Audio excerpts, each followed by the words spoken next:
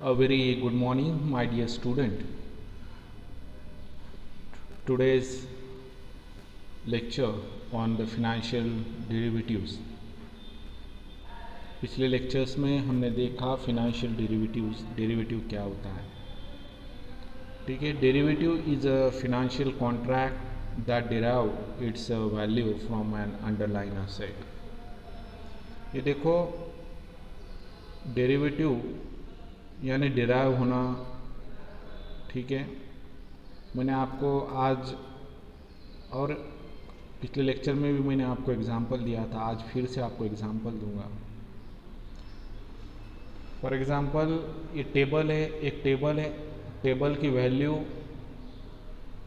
10,000 है, तो ये 10,000 डेरिवेटिव है क्योंकि टेबल से डिराइव हुई उसकी वैल्यू है। ठीक है, मैंने आपको पिछले लेक्चर में मिल्क का एग्जांपल दिया कि मिल्क से हम घी बनाते हैं, दही बनाते हैं। तो दही और घी ये डेरिवेटिव है और जो मिल्क है वो क्या है, आपकी अंडरलाइन एसेट है। अब आज हम फिनेंशियल डेरिवेटिव्स के टाइप्स देखने वाले हैं। बेसिकली फिनेंशियल डेरिवेटिव के 4 टाइप्स है: फ्यूचर, फॉरवर्ड, स्वैप और option. These are the 4 types of financial derivatives. ये 4 टाइप्स है फिनेंशियल डेरिवेटिव्स के। तो सबसे पहले आज हम डिस्कस करेंगे फ्यूचर कॉन्ट्रैक्ट क्या होता है। ठीक है, the buyer agrees to purchase the asset on a specific date at a specific price. In a future contract, the asset include commodities, stocks, bond, interest rate and currency. ये देखो, future contract के अंदर for example ये देखो,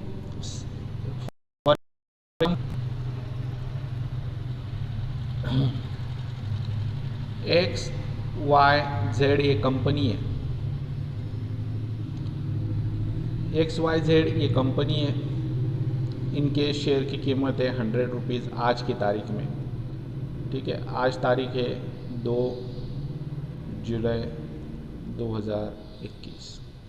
ठीक है,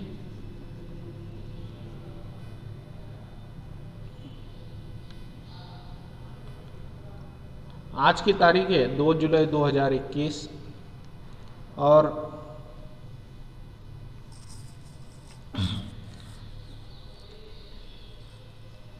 शाम क्या कर रहा है, इस XYZ कंपनी के शेयर्स फ्यूचर में परचेस करने वाला है। क्या करने वाला है, फ्यूचर डेट में परचेस करने वाला है। समझो 2022 में, 2 जुलाई 2022 में शाम क्या करने वाला है, फ्यूचर डेट में XYZ कंपनी के 100 रुपीज़ के हिसाब से जो भी उसके शेयर्स लगते होंगे, 10, 20, जो भी उनका कॉन्ट्रैक्ट हुआ उस हिसाब से क्या करेगा, वो परचेस करेगा। फ्यूचर में रहेगा ये कॉन्ट्रैक्ट। ये कॉन्ट्रैक्ट काय में रहेगा, फ्यूचर डेट में रहेगा। फ्यूचर में शाम 100 रुपये के हिसाब से क्या करेगा, 10 शेयर्स परचेस करेगा।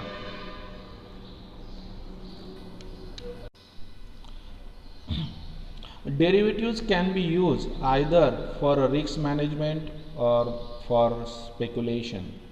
अब ये मैंने आपको यहाँ पर एग्जांपल दिया, XYZ कंपनी का शेयर शाम खरीदी करेगा, फ्यूचर में खरीदी करने वाला है 100 रुपये के हिसाब से।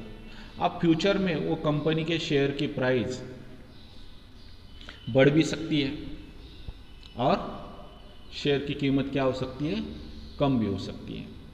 अगर बढ़ी तो शाम का फायदा है, अगर कम हुई तो शाम का नुकसान है। लेकिन शाम को क्या लगता है कि फ्यूचर में वो कंपनी के शेयर की प्राइस क्या होने वाली, इंक्रीज होने वाली है। इसीलिए वो अभी से फ्यूचर का कॉन्ट्रैक्ट कर रहा है, और फिनेंशियल उसके रिस्क को क्या कर रहा है, कम कर रहा है, उसे कहा जाता है हेजिंग। शाम को लग रहा है कि फ्यूचर में XYZ कंपनी के शेयर की कीमत 100 से बढ़कर 120, 130, 140 होने वाली है, तो इसीलिए शाम ने क्या कर रहा है, उसकी रिस्क कम कर रहा है, यानी हेजिंग कर रहा है। और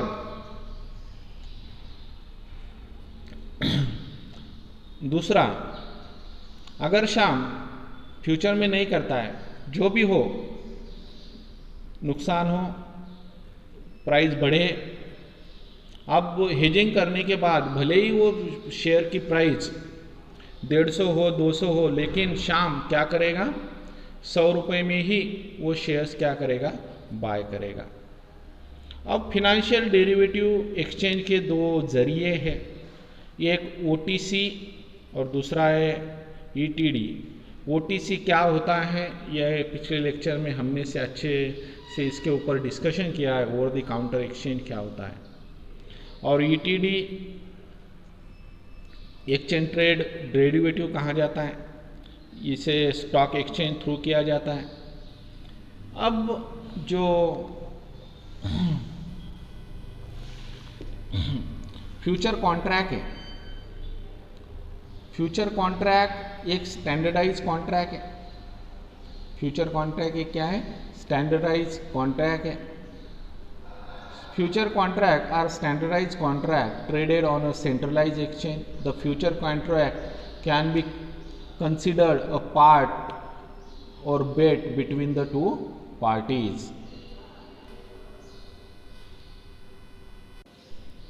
A future contract is an agreement between two parties to buy or sell an asset at a certain time in the future at a certain price. मैंने आपको अभी एग्जांपल दिया, XYZ कंपनी शाम को सर्टन प्राइस में 100 रुपये में 10 share बेच रही है फ्यूचर के डेट में। तो ये कॉन्ट्रैक्ट है कंपनी और शाम के बीच में। समझ में आ रहा है आप लोगों को? ये कॉन्ट्रैक्ट किसके बीच में है? फ्यूचर कॉन्ट्रैक्ट है, लेकिन ये किसके बीच में है? कंपनी XYZ कंपनी और शाम के बीच क्या है, ये कॉन्ट्रैक्ट है कि XYZ कंपनी 100 रुपये के भाव से 10 शेयर्स शाम को बेचेगी फ्यूचर डेट में। भले ही उस टाइम शेयर्स की प्राइस 120 हो, 30 हो, कुछ भी हो, लेकिन वो शाम को क्या करेगी, 100 रुपये में ही बेचेगी। ठीक है, इसे कहा जाता है फ्यूचर कॉन्ट्रैक्ट। अब फॉरवर्ड क्या होता है? और forward contract is a non standardize contract है। ये फ्यूचर कॉन्ट्रैक्ट की तरह सिमिलर होता है, लेकिन ये नॉन स्टैंडर्डाइज होता है। Between two parties to buy और to sell an asset at a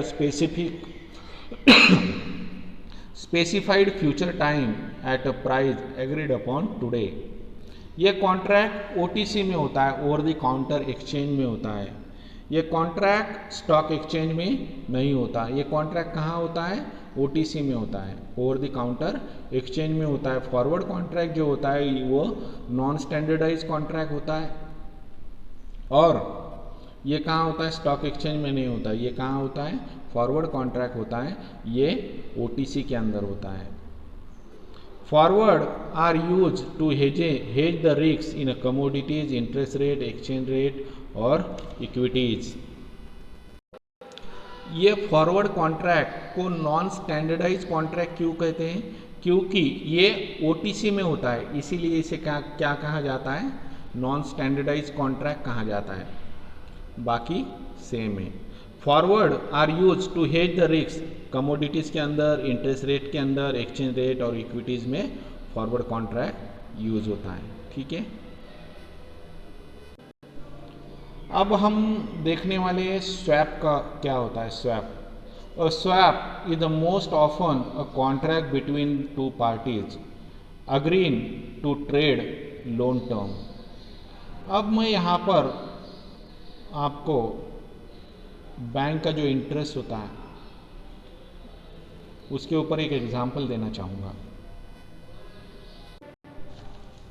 अब देखो, ये है राम, ये है राम और ये है लक्ष्मण, ये है लक्ष्मण।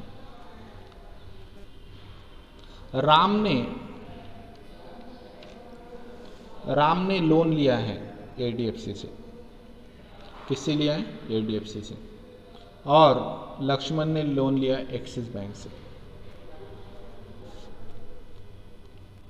राम ने जो लोन लिया है वो लिया है एडीएफसी से, और लक्ष्मण ने जो लोन लिया है वो लिया है एक्सिस से। अब जो भी उनका एचडीएफसी का इंटरेस्ट रेट और एक्सिस का इंटरेस्ट रेट जो भी हो, ठीक है। अब राम ने जो एचडीएफसी का लोन लिया है और लक्ष्मण ने जो एक्सिस का लोन लिया है, इसका जो इंटरेस्ट रेट है एचडीएफसी का और एक्सिस का, ये आपस में क्या करेंगे? स्वैप करेंगे। यानी राम लक्ष्मण का जो एक्सिस बैंक का इंटरेस्ट है वो पे करेगा, और लक्ष्मण जो राम का एचडीएफसी का बैंक है उसका जो भी इंटरेस्ट होगा वो क्या करेगा? पे करेगा। यानी वो क्या करेंगे? ये दोनों क्या कर रहे हैं? स्वैप कर रहे हैं, एक दूसरे का इंटरेस्ट पे कर रहे हैं। इसे कहा जाता है swap. A swap can be risky because if one party default or goes bankrupt, the other will be forced back into their original loan. अगर एक पार्टी डिफॉल्ट होती है, बैंकरप्ट होती है, वो इंटरेस्ट नहीं पे करती है, तो उनको अपने ओरिजिनल लोन के ऊपर आना पड़ेगा। राम अपने एचडीएफसी का जो भी इंटरेस्ट है वो पे करेगा, और लक्ष्मण ने जिस बैंक से एक्सिस बैंक से लोन लिया है वो एक्सिस बैंक का इंटरेस्ट रेट और लोन पे करेगा। ठीक है। और swap can be made using the interest rate, currencies और कमोडिटीज। ये स्वैप जो सिस्टम होती है, कॉन्ट्रैक्ट होता है, ये इंटरेस्ट रेट, करेंसीज और कमोडिटीज में क्या होता है? यूज होता है। ठीक है। अब हम देखने वाले ऑप्शन क्या होता है। अब ऑप्शन, अब आपको तो ऑप्शन के वर्ड से ही आपको मीनिंग समझ में आ जाएगा कि यहाँ पर ऑप्शन होता है। तो ऑप्शन क्या होता है? An option is a similar to a future contract in that it is an agreement between two parties granting one the opportunity to buy or sell security from or the other party at a predetermined future date. अब यहाँ पर option होता है buyer को कि future के date में उसे सेल बाय करे या उसे सेल करे। ठीक है। The key difference between option and future is that option simply gives the buyer the option to either buy or sell the asset at a certain price and date. अब यहाँ पर buyer के पास option होता है कि उसे bye करे या उसे सेल करे। अब ये ऑप्शन दो प्रकार के होते हैं, यहाँ पर भी दो टाइप है, एक है कॉल ऑप्शन और दूसरा है पुट ऑप्शन। तो कॉल ऑप्शन किसे कहेंगे? देखो, कॉल ऑप्शन खरीदार को फोर्स नहीं किया जाता। कॉल ऑप्शन के अंदर, कॉल ऑप्शन भी बायर का राइट है। कॉल ऑप्शन किसका राइट है? बायर का राइट है। लेकिन जो बायर होता है उसको यहाँ पर फोर्स नहीं किया जाता कॉल ऑप्शन के अंदर, तो बाय ही कर ले करके। ठीक है। यहाँ पर बायर को फोर्स नहीं किया जाता, इसीलिए तो इसे कहा जाता है ऑप्शन। तो ये है कॉल ऑप्शन। और पुट ऑप्शन भी बायर का ही राइट है। पुट ऑप्शन भी बायर का ही राइट है, लेकिन ये सेल में यूज होता है। बायर चाहे उसे सेल कर सकता है या नहीं सेल कर सकता। ये भी किसका राइट है? पुट ऑप्शन बायर का ही राइट है। कॉल ऑप्शन और पुट ऑप्शन ये दोनों ही बायर का राइट है, पर पुट ऑप्शन सेल से संबंध रखता है। जो पुट ऑप्शन होता है वो किससे संबंध रखता है? सेल से संबंध रखता है। और एक खास बात मैं आपको बताना चाहूँगा कि ऑप्शन कॉन्ट्रैक्ट होते हैं वो कैश में सेटलमेंट होते हैं, वो कैश फॉर्म ऑफ सेटलमेंट होता है।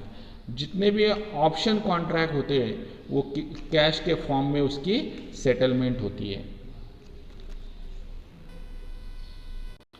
तो आज हमने डिस्कस किया कि फिनेंशियल डेरिवेटिव 4 टाइप के होते हैं। फ्यूचर होता है, फॉरवर्ड होता है, स्वैप होता है, ऑप्शन होता है। तो derivative is a financial contract that derive its value from an underline assets. तो उसके अंदर हमने फ्यूचर कॉन्ट्रैक्ट क्या होता है, फ्यूचर में जो भी एग्रीमेंट होता है टू पार्टीज़ में सर्टन टाइम पे और सर्टन फ्यूचर प्राइस में होता है। सर्टन टाइम होता है फ्यूचर का और सर्टन प्राइस होती है।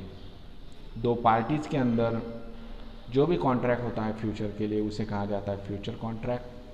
फ्यूचर कॉन्ट्रैक्ट को स्टैंडर्डाइज कॉन्ट्रैक्ट कहा जाता है और future contract traded on a centralize exchange. उसके बाद हमने देखा कि फॉरवर्ड कॉन्ट्रैक्ट क्या होता है। Forward contract is similar to the future contract but की डिफरेंस इज दैट, क्या डिफरेंस है कि ये OTC में होता है। फॉरवर्ड कॉन्ट्रैक्ट कहाँ होता है, OTC over the counter exchange में होता है। और उसके बाद हमने देखा स्वैप क्या होता है। Swap is the most often a contract between two parties agreeing to a trade loan terms. अब मैंने आपको यहाँ पर एग्जांपल दिया था राम और लक्ष्मण का, दोनों ने अलग अलग बैंक से लोन लिया था, लेकिन उसका इंटरेस्ट वो एक दूसरे का पेड कर रहे थे। ये एग्जांपल मैंने आपको दिया, तो उसे कहा जाता है स्वैप। अगर कोई बैंकरप्ट होता है तो वो ओरिजिनल अपने लोन पर शिफ्ट हो जाता है, ठीक है। उसके बाद मैंने आपको बताया ऑप्शन। यहाँ पर बायर का राइट होता है कि उसे बायर को कोई फोर्स नहीं किया जाता। और कॉल ऑप्शन देखा हमने, पुट ऑप्शन देखा कि कॉल ऑप्शन के अंदर खरीदार जो बायर होता है उसे किसी तरह का फोर्स नहीं किया जाता। और पुट ऑप्शन भी बायर से ही संबंधित होता है, लेकिन वो सेल से संबंध रखता है और बायर चाहे तो उसे अपने तरफ रख सकता है या उसे सेल कर सकता है, ठीक है। और उसके बाद हमने सबसे इम्पोर्टेंट बात देखी कि ऑप्शन कॉन्ट्रैक्ट के अंदर जो भी सेटलमेंट होती है वो कैश के फॉर्म में सेटलमेंट होती है। तो ये चारों पॉइंट आज हमने अच्छे से डिस्कस किए, उसे समझने की कोशिश की। तो मैं आपसे फिर से कहूँगा कि इसके पहले जो लेक्चर हुए वो आप देखो, तभी आपको ये कॉन्सेप्ट समझ में आएगी। तुम डायरेक्टली ये वीडियो देखेंगे तो ये आपको समझ में नहीं आएगा। तो आप पिछले वीडियोस को ज़रूर देखना, ठीक है। तो आज हम यहाँ रुकते हैं, अपना सेशन यहीं पर वाइंड अप करते हैं, ठीक है।